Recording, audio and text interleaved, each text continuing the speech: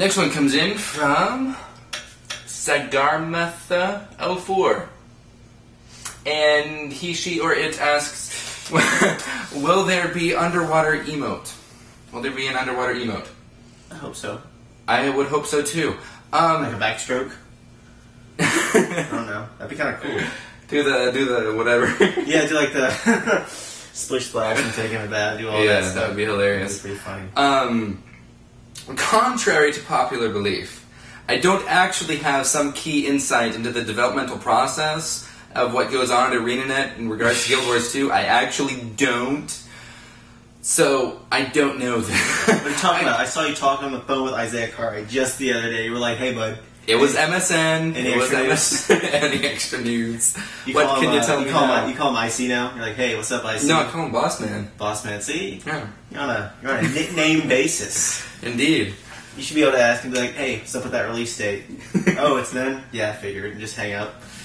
And just, like, not tell anybody. He actually did tell me that. Wouldn't that just be hilarious if I just went with that? It was like, they actually told me that they're looking for, summer next year. And he didn't, by the way. But wouldn't that just be hilarious? And like, people would like wig out and be like, oh my god, I saw it in this XollFury video, it must be true. Yeah. We're ready to troll the entire internet. Yeah. Anyway, so I don't know, back on topic a little bit more. I just get so many questions that's like, hey, will there be this in the game? And will you be able to do that? And it's like, I can't know that. And this is one of those. Well, then you need to get on it.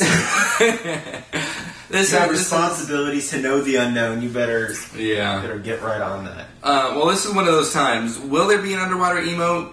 I hope so. But I don't know. You better know for sure. Say, that's going to make or break the game, man. I know. Underwater emotes, that's it. Yeah. Anyways, the second and probably more important question is, will we be able to reset our attribute/stats? So, respects. Respects, yeah. Generally, what has been said is that they don't want people to just flip-flop around and, not do anything consistently. And have there be, consequences sort of comes to mind, but more of a commitment to what you want to do. And, what makes it so every decision you make about building your character is important. Sticks. Yeah. So you actually think about making the decision. Exactly. Like, I'll just do whatever. I can always change it. Exactly. It has an attitude of, okay, I can't change this right now. Exactly. I have to really think about this. So that's good. I'm always in favor of design decisions that make you think. Yeah. As a gamer. Totally. That's generally a good thing. Totally. Unlike the new WoW expansion. Why would you bring this up? No, I was thinking of the direct, the polarization of that is just so extreme. It's like, Guild Wars 2 is like, yeah, we want you to think, we want you to make decisions that are important, we want you to use your creativity and your imagination, while it's just like, here's what you can do, now you do it, and you're gonna like it. And you're just like, okay. Can I pick, no, you can't pick.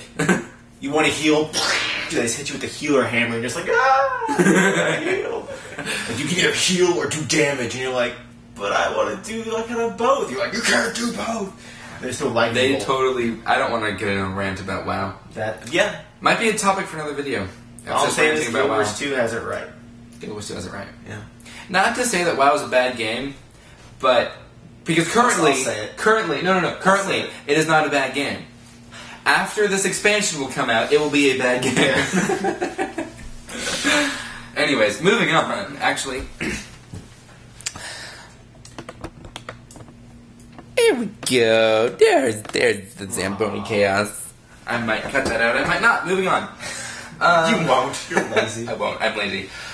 Next one comes in from That's a Random Name, and my God, that's a random name. We've been through this before. We have, haven't we? Yes. He's a regular writer. Yes. Thanks to you guys who keep sending questions, by the way. Yeah.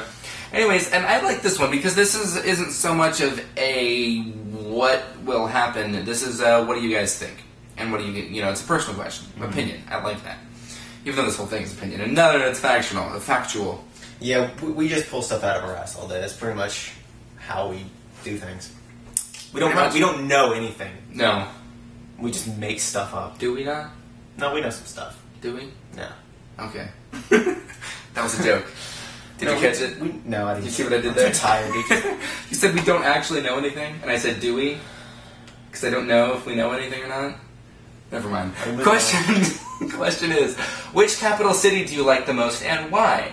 And since ANET wants capitals to be social hubs, they made the mini games. Do you think they should add something like an outdoor arena, which the guilds can fight in while being watched by other players, kind of like the Colosseum in Rome during the Roman Empire?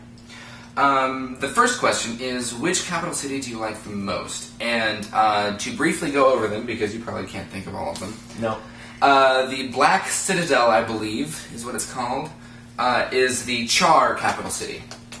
And it's very engineer-like and very steampunk and very... But I'm going to have to go with that one. I don't even have to hear the other ones. You say steam, but I've seen it. I've seen pictures of it. And it looks... yeah, so it's badass. So then you have that one, and then you have... Lion's Arch. I adjusted the camera and it didn't do jack. It's alright. Anyways, and then no, not Lion's Arch. Lion's Arch? Technically, it's not a capital city. It's a free city. It is a large, very large city. We could probably throw it in the mix. Lion's Arch. Doesn't matter. Doesn't matter. Yeah. And then you have Divinity's Reach, which is the huge castle-like, citadel, Minas Tirith-like human capital city. And then you have Holbrecht, which is the Norn capital city. Mm-hmm. We don't know too terribly much about what that looks like. It's probably still in development. Probably a lot of snow. Probably a lot of snow.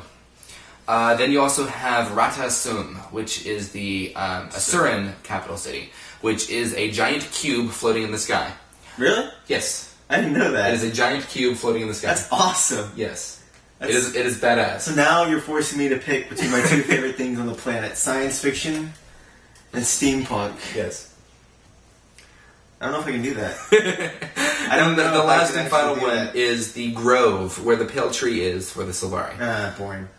Yeah. How can you compare a forest to a giant floating cube? Or like a steampunk fortress? Like, I don't know, man. I would probably have to go with the Black Citadel because I love all things Char. I love the Char. They're awesome. But I would say... that was a fail if I've ever seen one. It's heads. I'll go with the Black Citadel. You're just like, it's whatever, I'll go with the Black Citadel. Whichever one it lands on. No, I actually didn't have a predefined choice. I was just going to flip the coin and see what it landed on, and then decide what I wanted. So actually the coin flipping was completely useless. So, I would say first pick, Black Citadel, second pick, Divinity's Reach. I think Divinity's Reach is a just gorgeous, amazing, just mind-blowing city. I love it. It's just pure awesomeness. Yeah, but it's just a city. It's not a floating cube. Awesome. It is not a floating cube. I will give you that one. So anyways, moving on to the other one, about, like, fighting arenas and that kind of stuff, that would be awesome. Though they do kind of have... The only way you could do that, I think, is to do, like, with the Gurbashi Arena, in WoW, where you step into that area and you get flagged. I mean, that would be cool, but I could just see someone like, some noob like, hey, I'm having a great time. They just randomly stumble onto the arena, just get one shot. It's like, this is the worst game ever. I can see that happening. In the actual lore of the world, there is an arena, there is a Lion's Arch arena. After Lion's Arch has gotten rebuilt in its current state, there's a Lion's Arch arena. Destiny's Edge was formed because of that. The Edge of Steel, which was Logan, Ritlock, and Kaith, fought... Dragonspawn's Destiny, which was Air, Zoja, and Snaf, and they fought each other, and that's how they met. And that sounds like pretty. Yeah, Dragonspawn's Destiny actually won the fight. Maybe they'll include something like that. And that's how they were like, these guys are awesome, and the other guys were like, these guys are awesome, and then they got together and did awesome things. No, so he's talking about just free fighting, right? Not like instance queues for PvP, right? He's talking about just being able to walk by in the city. No. I'm getting there. So there is this actual arena in Lion's Arch, and I would love to see something like there's an NPC where you just pay a fee and you hop into the arena and just fight whoever's there. Yeah, and then anyone else can just sit around and watch. That'd be cool. I think that would be awesome. I mean, when you think about it, that wouldn't be too crazy. Because they're already doing mini games and stuff like that. Yeah. I mean, you might as well have that. Yeah, I honestly, that would sound awesome. And as far as minigames go, personal opinions on minigames, I don't see what they harm. I don't know that I would waste a lot of... equals more fun. Yeah. It's a game within a game. Yeah. It's gameception. Gameception. Indeed. We must go deeper. We must go deeper. Alright. So, yeah. Anything else to say on that? I don't know. And we're not even halfway through. And we need to, oh dear God, we need to move this along. Okay, it's time to go you know what? Next one comes in from favorite feature of the game. Can we talk about that at all? Because that's I mentioned it in a really old video, but I'll bring it up again. It's player houses. Player houses? That's the best feature. That is the best thing you could possibly do to Guild Wars 2. That is so cool. Yeah, this one is from one Ronaldinho. I don't remember what. He told us how to... He did, but I forgot. It's something about soccer. I don't know. We're American. We don't. Yeah. So let's just kind of be quick about this one. He said player housing. I totally agree with him. Yeah. But he specifically asks for an answer from both XollFury and Zamboni-Cans. So I can't really say. Mine. I'm done. You're up.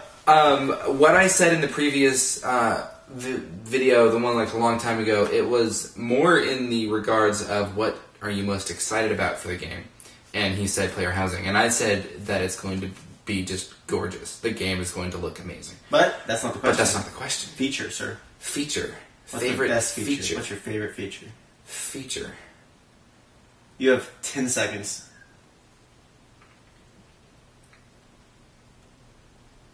Two seconds. That's a fast 10 seconds. Well, sir, we're on the clock. Those were in-game seconds. Those were in-game seconds. Just say underwater combat.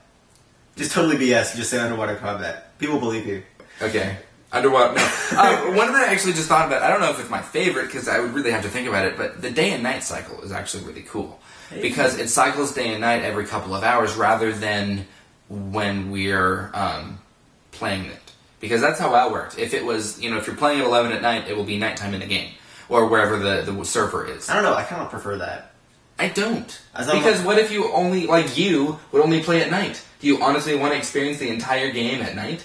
If I'm up at night, why should my character be up at night? That's all I'm saying. I just think it's weird to be running through the land. I'm like, yeah, I've been running for about 10 minutes, and I see the sun come up and down 3 times. No, it's weird. It's not this planet's spinning on a weird axis. It's not that fast. It's every couple of hours. The gravity of that planet must be intense. They were just stuck to the ground. They're like superhumans. You would have to be able to walk around if time is going by that quick. It's all wibbly wobbly. Timey-wimey. No, it's every couple of hours, okay, so it goes by. I get that. It is not. Yeah. You just like fast time, dude. You get these days over with. I'm ready to go, right? Moving on. Next one comes in from. Should have picked underwater combat. Would have made more sense.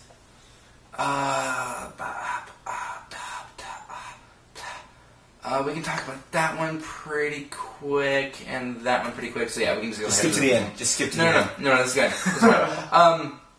Question comes in from BG Ditmar, and he asks, or she, I don't know, asks, will there be portals between zone to zone, and what do you guys think about going through a portal to go into a town? In parentheses, I hate having this amazing town and not being able to walk into it and just teleport into it. I get that. Yeah, so that's the first part. We can talk about the second part in a minute, and I'll bring it back up. But there will be fast travel, and it will be different portals around zones. I'm fairly certain that it is going to be completely open world, where when you walk from one zone to another zone, you just walk there. And when you walk from the field into Divinity's Reach, you'll just walk there. Mm-hmm. I still think fast travel will be an option, though. It is. Yeah, so you'll be able to fast travel from city to city. Or you can just walk there. Yeah, it's up to you. Yeah, so that will definitely be in there. And you know what do I feel about that? I mean, without mounts, which there won't be, that sounds totally fine. Yeah. You just pay a small fee and teleport way over there. The Asura are there. And they have their Asura gates, which connect all of the capital cities. It's convenience. Why can't you... Yeah, it's convenience. Why can't you have the little portals that just teleport you across the field? I mean, makes perfect sense. Second question that you brought up was, I know everyone thinks the 8th profession is a mesmer, But have you noticed that there are 4 ranged classes and 3 close combat classes? So I'm thinking it must be like a warden or something? Question mark. I don't. Briefly about the warden. That was a thought when they were thinking about the ranger profession. They were like, we need something to fit this role, and a warden was an option, but they went with the ranger. So that's not going to be in the game. I also don't think the final profession is not going to be called the Mesmer, is it? So far they've just said it'll please Mesmer fans. They have also said that it will be a returning profession from the original game. Right. And that is the only option left. It's weird to word it like, it'll please Mesmer fans. You're like, that's pretty much that all. Is true. That's like outright saying it's the Mesmer, which I don't think they would do. I feel like it's going to be a profession similar to the Mesmer, but slightly tweaked and redesigned. Yeah. They've said it's going to be a returning one, and it can't be the monk or ritualist because that's the Guardian took those. Mm-hmm. It can't be a paragon because paragon's not a caster. Same with the dervish. They would have to be heavily reworked, which I would be okay with, but they would have to be heavily reworked. And then that pretty much just leaves the Mesmer because all the other ones are taken. So, I mean, that's kind of what's left. I don't know. It'll be interesting to see. Yeah, it will definitely be interesting.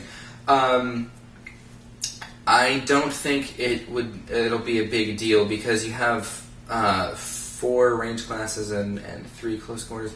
You have think about this though. The ranger can do both. Mm-hmm. The ranger is range, and it also has axes and a greatsword. So it can do both. And the warrior can do both. And the guardian can do both. And the thief can do both. Right. I mean, you're not stuck in that. I mean, it would be cool if they had a caster that was a little bit more... They actually do. The necro can use axes. And it's a close quarters thing. Mm-hmm. So, while that is an interesting point, I don't think it's entirely a valid one. Maybe not valid. Maybe valid's not the proper thing. But, I think it'll... Yeah. I think people still have these notions of professions fitting into this certain role, and hopefully Good Wars will shatter a lot of that. Yeah. By being able to just let the player do whatever they want. Definitely. So let's move on. Next question comes in from Tenrick45. And he says, "Hi, question for XollFury. You have issues with the whole multiple guild membership option. You also talk about creating a guild, but you are presently representing Paradigm Shift. So what gives?" Valid question. However, it's not as valid as you might think, because I addressed this. Never once have I said that being in multiple guilds at the same time is a problem. It's being in a lot of guilds at the same time is a problem. I don't have any problem if you want to be in 2 or 3 or even 4, even though I kind of miffy about 4. It's just when you have like 19 different guilds that you're a part of, that's where I see an issue. Because if you're constantly bouncing back and forth between any of them, how can you get anywhere with any of them? And how can you care about any of them? And that's my concern. 2 guilds, I don't have any problem with. 3, I don't even... Snebzor, if he isn't going to be a ridiculously active member of ours, is going to run his own. And I'll probably be an officer in that one. I don't mind being in 2 or 3 different guilds. You just have to pick which one you really want to put the time into. And that would be mine or Paradigm Shift, probably. Mm-hmm. Sorry, and if you play the game enough, you can put a lot of time. Yeah. If you have 2 guilds, you could probably work both those pretty equally. Yeah. I would think. So, so what gives? It's a little bit out of context, but it also is a valid question, because it did seem a little bit contradictory there. But I hope I just cleared that up for you. So, moving on. Last question comes in from... I said down, thank you. Last question comes in from Keegan's1029. Anyways, question is, what do you think... Bad grammar is bad. He's asking... You can read it. He's asking about how often you can... Okay. What do how you many think... expansion packs would be a year, and how much will each of these cost? Do you think they'll make enough expansions per year to make up the usual $15 a month annual fee, which is $180 a month? Okay. 2 things. Or a year. 2 things. First thing, main thing, maybe not main thing because they're both pretty important. 2 things. First thing is that expansions don't happen very often. there's a whole lot of time and effort that gets put into them. There's a lot of... and you can have them as frequently as once a year, but I wouldn't expect that. You can also you have to look at two different things. There's expansions and then there's DLC and patches. Well, yeah. I don't know how Guild Wars 2 will be on their DLC or their patching or what kind of content they'll release on those. But you can do that. You can get away with doing that for a while before you actually release an actual expansion. Yeah. So expansions will probably be, I would say, a year and a half, maybe even 2 years. Yeah. So, I would hope that they would be at least a year and a half apart. Just because, that's... Less than that is not enough time to fully experience the content. I don't want to feel pressured to rush through content just so I can experience more content. Exactly. Rush through that. Exactly. I want to feel like I've enough time. Exactly. And on a side note, something I just thought of, I really hope that when they release expansions that the previous expansions won't be completely irrelevant. Yeah, it just won't make them obsolete. Because, let me cite for you World of Warcraft. Yeah, it does that. When Wrath of the Lich King came out, or even back when Burning Crusade came out, now with their system there wasn't much they could do about it, but all of the raiding in vanilla was completely useless. And all that gear was completely useless. And exactly, and then when Wrath came out, all the BC raids were useless. People just did it for the nostalgia or for the achievements. The only way they could do it was to bring them back.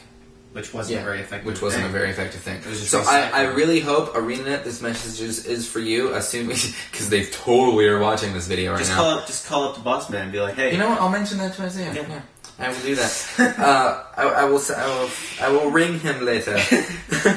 Call him on his cellular device. I don't have Isaiah's phone number. So don't ask for it. No, I just really hope that when they, release Alona and... That's assuming what they'll do. They're going to. They're not going to completely forget an entire continent. No, but, who knows? We don't know their way, we don't know their thought process. Or what I'm just saying, I hope that they don't completely forget it and make it completely useless. So, anyway, so that's an aside. But the other really huge thing that you are missing here is microtransactions. Yep. Huge. These days, MMOs make their money through two things, through one of two methods. Either one, they will go with a subscription monthly fee-based model, and that's how they will make their money. Or two, they will go with a free-to-play, like Guild Wars 2. You obviously have to buy the game, but then free-to-play, and microtransactions. And that is what Guild Wars 2 is doing. They will have an in-game store where you will be able to buy things such as various cosmetic effects like costumes, recustomizing your character's appearance, because they won't let you change your story, your background and all that. But you change your appearance, maybe even change your gender. I don't know if they'll let you do that. They did in 1. They might do that in 2. The key to having a successful game with microtransactions is making it extremely accessible. Yeah. And it just cut again. I don't know why it does that. But anyway, figure that out. We were saying, this is going on way too long. We do need to wrap up. That's our camera saying, hey, quit talking. I've had enough of listening to you. Anyways, about the whole microtransactions things, you were saying it has to be very accessible. Right, like if you walk into the in-game store, there should be a button on the upper right-hand screen that says purchase in-game currency or whatever. Yeah. And you click on that, and it's got all your information. Say it Riot Games does this. For League of Legends, it's so it's genius. Almost dangerous. It is dangerous because you're just you walk in there and you're like, all right, I could buy this champion. Oh, it's $10, and you're like, but I already have some left over, and then you like, wait, all I have to do is click buy Riot points, and select your credit card. Poof! It's got all your information right there. You click buy. There you go. You're done. And it's just that simple. If they make it that simple, and you're able to just walk in and you see, I have a few points. Oh, look at this cool new item, and just click twice, you pay $10 or whatever, you've got this item. And it's that impulse buying that gamers like me and you, and I won't deny it, I do it. And it's making it easy, and it's making it, not in your face, but always kind of saying, hey, come over here, want to buy a watch? Or something like that. And it's making it easy and giving people items they care about. Yeah, exactly. And trust me, there's a lot of money to be made there. And the main concern that people have with an in-game, microtransactions thing is the ability to buy power. Yeah, we have talked about this. That won't exist. That will not exist. This has been addressed to ArenaNet many times, and they have always, adamantly said no. Unlike Diablo That 3. will not happen. Yeah, exactly. Diablo 3. You know what? I don't know. I was an advocate of that being okay in Diablo 3, and now I've just thought of it. I've just recently learned. I don't know if this is true or not, but you'll be able to use items. Just use your items in PvP. So you could buy an item potentially with real money and then use that at PvP. Which, if that's true, that's a huge problem. That is a huge problem. I will never do PvP in Diablo 2 if that's the case, because that's just not fair. If you people know, let me know, but it's just what I've heard. If that's true, that is the wrong way to do it. That's why I like ArenaNet's way of doing it, which puts everyone on the same playing field. Yep. Because then it comes to... Why can't everyone be like ArenaNet? I want everything now. It's because the problem is that it cannot be all about who has the bigger stick. It has to be about who is better with said stick. In this case, the bigger wallet. Well, yeah, that too. I mean, it's... but it goes back to what we were talking about skill and seeing those things. It encourages you as a gamer to see these games that are like, they just reward people who spend money. And then but there's a game over here who's rewarding you for being smart. And I'd much rather be rewarded for being smart than being rich. Exactly. So... Sucks for all you stupid people. Yeah, but maybe they're rich, so maybe they had the last laugh. Maybe. Who knows? How do you get rich if you're stupid? Don't look. You see what I did there? I was just going to say, look at every celebrity on the planet, but Okay. That was just what I was going to say. Okay. Except for... Kim Kardashian. Enough said. Enough said. Except for Liam Neeson. I'm not talking about every celebrity. I'm talking about, Kim Kardashian. And why is she on Yahoo every time I open that page up? Like, why do you go to Yahoo? It's just there.